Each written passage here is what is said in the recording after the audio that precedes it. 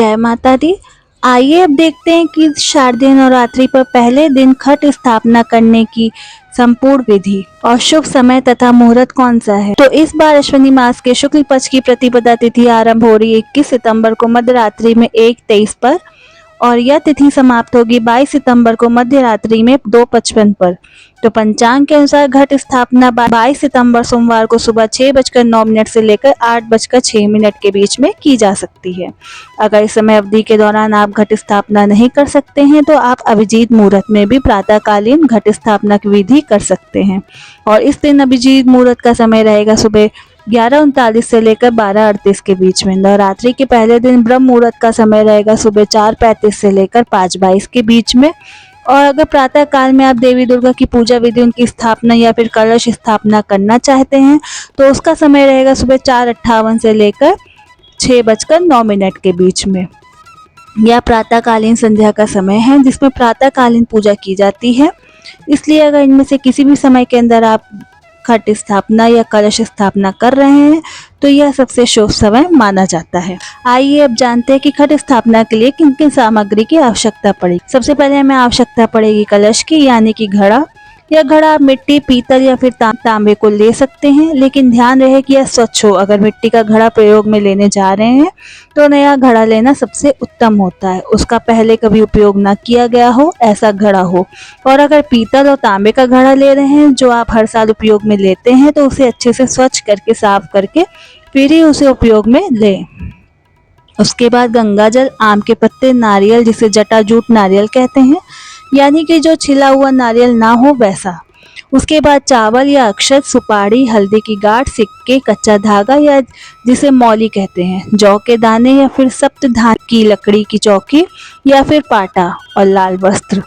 इसके उपरांत अक्षत, गुलाल, कुमकुम इत्यादि। आइए अब देखते हैं कि घट स्थापना की विधि क्या है। तो नवरात्रि के पहले दिन पर माँ आद्या शक्ति की पूजा आराधना करने के लिए प्रथम दिवस में सबसे पहले ब्रह्म मुहूर्त में उठ जाना चाहिए। उठने के बाद अपने नित्य कर्म पूर्ण करके स्नान इत्यादि द्वारा स्वच्छ हो जाना चाहिए, स्वच्छ वस्त्र धारण करने चाहिए। उसके बाद सबसे पहले अपने घर और मंदिर के स्थान को स्वच्छ करना चाहिए, फिर उसे गंगा जल छिड़ककर उसके आसपास के स्थान को पवित्र बना लेना चाहिए। कई घरों में कुछ लोग देवी दुर्गा की स्थापना करने से पहले गोबर से उस भूमि को लीपते हैं, इसलिए वह भूमि और भी पवित्र हो जाती है। उस पर गंगा जल या गौमूत्र का भी छिड़काव किया जाता है। अगर आपके लिए असंभव है तो कर सकते हैं, अगर नहीं कर सकते तो आप सामान्य रूप से उस स्थान को स्वच्छ कर लीजिए, उस पर गंगा जल की कुछ बूंदें छिड़ककर या गौमूत्र छिड़ककर उसे स्वच्छ बना लीजिए, पवित्र कर लीजिए। उसके बाद कलश स्थापना के लिए सबसे पहले उत्तर या पूर्व दिशा की ओर मुख करके एक आसन पर बैठ जाइए। यह आसन अगर कुशाघास का मिल रहा है तो सबसे अच्छा है, अगर नहीं है तो किसी भी स्वच्छ आसन का प्रयोग कर सकते हैं। अब सबसे पहले एक चौकी तैयार करें, उसके ऊपर स्वच्छ और शुद्ध लाल वस्त्र बिछाएं, उस पर गेहूं या चावल के दाने बिछाकर कमल या फिर कलश स्थापना का आसन तैयार करें। आप इनके द्वारा एक रंगोली भी बना सकते हैं। अब उसके ऊपर तांबे, पीतल या फिर मिट्टी के कलश की स्थापना करें। जिस कलश की स्थापना करनी है उसमें स्वच्छ जल भरें और यह जल गले तक भरा होना चाहिए। उसके बाद इस कलश के ऊपरी भाग में आम के हरे पत्ते बिछाएं और कलश के अंदर दुर्वा, सुपारी, सिक्का और हल्दी की गांठ रखें। अब कलश के ऊपर पवित्र लाल मौली बांधकर उसके ऊपर श्रीफल की स्थापना करें। अब उस श्रीफल को आप लाल कपड़े में लपेट कर भी रख सकते हैं और उस श्रीफल के आसपास में उसी के आम के पत्ते को स्थापित करें। अब इस कलश को चौकी पर स्थापित करें।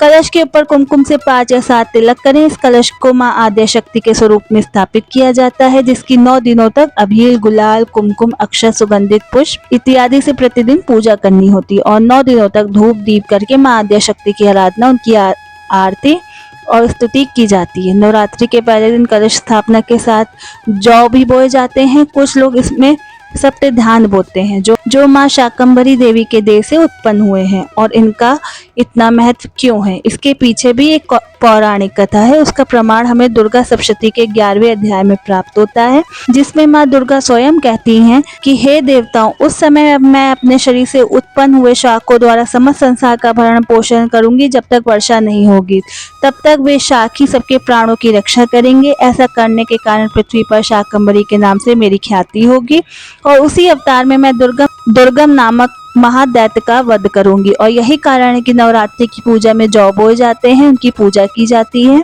जौ बोने के लिए आप सप्तधान का प्रयोग कर सकते हैं और सप्तधान में आते हैं जौ, तिल, धान, मूंग, कंगनी, चना और गेहूं।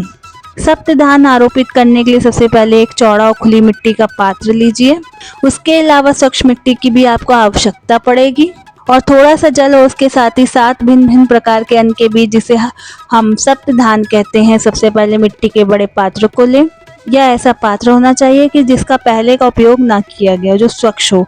अब उस पात्र के अंदर सबसे पहले मिट्टी की एक परत बिछाइए। उसके बाद सप्तधान के या फिर जौ के दानों को, उनके बीजों को वहां पर बिखेर दें। उसके बाद पुनः मिट्टी की एक और परत बिछाएं और उस पात्र के किनारे किनारे पर दानों को रोपें।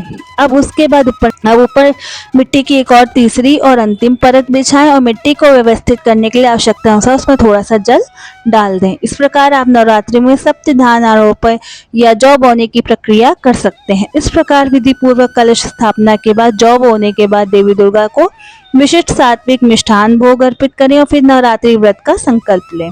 इस नवरात्रि व्रत का संकल्प लेने के लिए सबसे पहले अपने दाहिने हाथ की अंजलि में गंगा जल लें और देवी दुर्गा से प्रार्थना करते हुए इस प्रकार कहें कि हे देवी, आप जगत की माता है। मैं इस उत्तम नवरात्रि व्रत का प्रारंभ करने जा रही हूँ। हे माता, आप मेरे सभी कार्यों में सहायता करने की कृपा करें। इस नवरात्रि व्रत की पूर्ण आहुति में मैं अपनी शक्ति और बुद्धि अनुसार संपूर्ण नियम पालन करने का प्रयास करूंगी। आप मुझे अपना आशीर्वाद प्रदान करें और अपनी कृपा मेरे तथा मेरे परिवार पर सदैव बनाए रखें। इस प्रकार देवी भगवती से प्रार्थना करें। अगर आप किसी विशेष उद्देश्य के साथ इस नवरात्रि के 9 दिनों की साधना करने जा रहे हैं तो उस उद्देश्य का भी उच्चारण उस संकल्प मंत्र में करना चाहिए और देवी दुर्गा के सामने अपनी उस इच्छा को प्रकट करते हुए विनम्रता से उसके पूर्ण होने के लिए प्रार्थना करना चाहिए। अब संपूर्ण विधि विधान के साथ इस कलश की 9 दिनों तक पूजा आराधना की जाती है। नवरात्रि के 9 दिन संपूर्ण उपवास करके माँ दुर्गा का पूजन करना होता है और 9 दिनों में माता की स्तुति, आरती इत्यादि भी किए जाते हैं। आने वाले नवरात्रि पर्व की आज सबको बहुत सारी शुभकामनाएं। माँ भगवती दुर्गा आपका और आपके परिवार का कल्याण करें, यही हम कामना करते हैं। जय माता दी।